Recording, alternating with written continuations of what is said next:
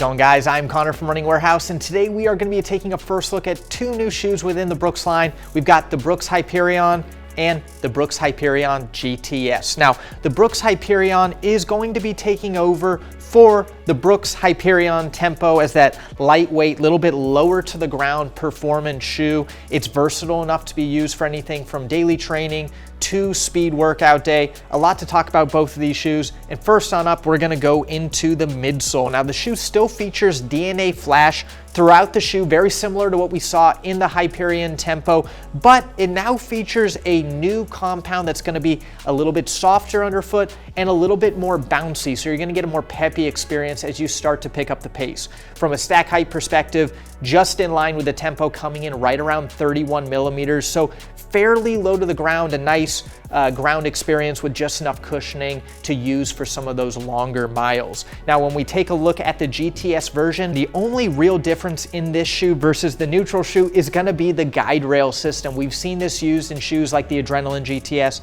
and the Glycerin GTS. And basically, the guide rail system allows you to sit within the shoe and it provides a much more natural, stable experience. A neutral runner could definitely still use this shoe if they're looking for a little bit extra stability, but it's also gonna have the stability needed for mild to moderate overpronators looking for a faster, versatile performance trainer. Moving on down to the outsole, we're gonna see some small changes over the predecessor. First on up, we'll start in the forefoot. We've got a little bit thicker rubber compound that's gonna help with that durability, as well as some forefoot cutouts to help keep weight down.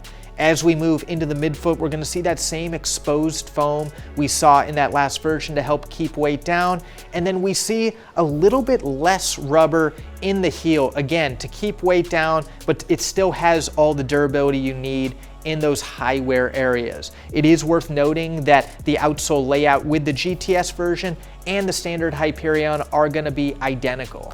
Finishing this shoe off and really wrapping it all together, we've got an all new warped knit design. It is gonna be identical between both versions, and compared to the Tempo, it's gonna be lighter, it's gonna be more breathable, a fairly similar fit. It's still fairly snug through the midfoot, offers that performance-y feel that's great for some of those faster days, and enough support to handle some of those longer miles. Overall, the Brooks Hyperion and Hyperion GTS are two of the latest shoes within the Brooks Hyperion line. They're gonna be a little bit lower profile than what you see in shoes like the Hyperion Elite and the Hyperion Max. It provides more versatility, a lower to the ground experience, and again, a very similar feel to what you remembered in those old Hyperion Tempos, but in a slightly newer, updated package. If you're looking to get the Brooks Hyperion or Hyperion GTS on your own feet, you can find it here in July 2023 at Running Warehouse.